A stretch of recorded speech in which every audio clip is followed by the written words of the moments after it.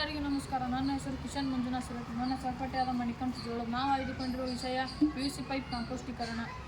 ಇದನ್ನು ಮಾಡಿರುವ ಸಾಮಗ್ರಿಗಳು PVC ಪೈಪ್, ಒಂದು ಬಕೆಟಿನ ಕೆಳಗೆ ರಂಧ್ರ ಮಾಡಿರ್ಬೇಕು ರೀ. ಆಮೇಲೆ ಬೆಲ್ಲ ಮತ್ತು ಸಗಣಿ, ಹಸಿ ಕಸ, ಮಣ್ಣು, ನೀರು ಇದನ್ನು ತೊಗೊಂಡು ಗೊಬ್ಬರ ತಯಾರು ಮಾಡ್ಬೋದು ರೀ. ಈ ಗೊಬ್ಬರದೊಳಗೆ ಯಾರು ರಾಸಾಯನಿಕ ಮಿಶ್ರಣ ಇರೋಂಗಿಲ್ಲ, ಸಾವಯವ ಗೊಬ್ಬರ ಆಗಿರ್ಬೇಕು. ಇದನ್ನು ಮಾಡುವ ವಿಧಾನ: ಒಂದು ಬಕೆಟ್ನಲ್ಲಿ ಮಣ್ಣನ್ನು ಹಾಕಿ PVC ಪೈಪನ್ನು ನೆಡುವುದು. ಈ ಬಕೆಟ್ ಒಳಗೆ ಮಣ್ಣು ಹಾಕಿದ್ವಿ, ಆಮೇಲೆ ಪೈಪ್ನ ನಿಂದಿಸಾದ್ಮೇಲೆ PVC ಪೈಪನ್ನು ಬಕೆಟ್ನಲ್ಲಿಟ್ಟು ಮಣ್ಣು ಹಾಕಬೇಕು. ಈಗ ಹೇಳಿದ್ನಲ್ಲ, ಅದಕ್ಕೆ ಕ್ರಮ ಮಾಡ್ಬೇಕು ಸರ್. ಆಮೇಲೆ 1 kg ಬೆಲ್ಲ ಮತ್ತು 1 kg ಸಗಣಿ, 3 ಲೀಟ್ರ್ ನೀರನ್ನು ಹಾಕಿ ದ್ರಾವಣ ಮಾಡುವುದು. ತಯಾರಿಸಿದ ದ್ರಾವಣವನ್ನು PVC ಪೈಪ್ನಲ್ಲಿ ಹಾಕಿ 4 ದಿನ ಬಿಡಬೇಕು. ಅಂದ್ರೆ ಸ್ವಲ್ಪ ಕೊಳುತು ಇದು ಮಿಶ್ರಣ ಆಗುವವರೆಗೂ 4 ದಿನ ಬಿಡ್ಬೇಕು. ಅದಾದ್ಮೇಲೆ ನಮ್ಮ ಮನೆಯ ಹಸಿ ಕಸವನ್ನು ಹಾಕಿ 1 ಬಗಸೆ ಮಣ್ಣು ಹಾಕಬೇಕು.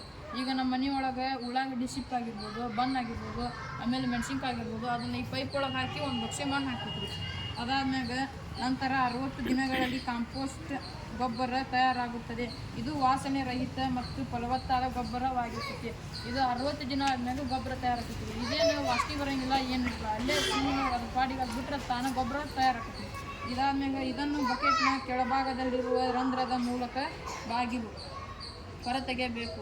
ಫಲಗಳಿಗೆ, ಹೂವಿನ ಕುಂಡಲಗಳಿಗೆ ಮುಂತಾದವುಗಳಿಗೆ ಬಳಸಬಹುದು.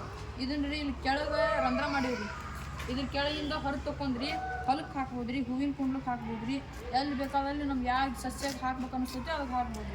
ಇದಾದ್ಮೇಲೆ ಇದರಲ್ಲಿ ನಿಂತಿರುವ ಹಸಿ ಕಸ ಮತ್ತು ಕಚ್ಚಾ ಪದಾರ್ಥಗಳನ್ನು ಹಾಕುತ್ತಾ ಗೊಬ್ಬರವನ್ನು ಪಡೆಯಬಹುದು.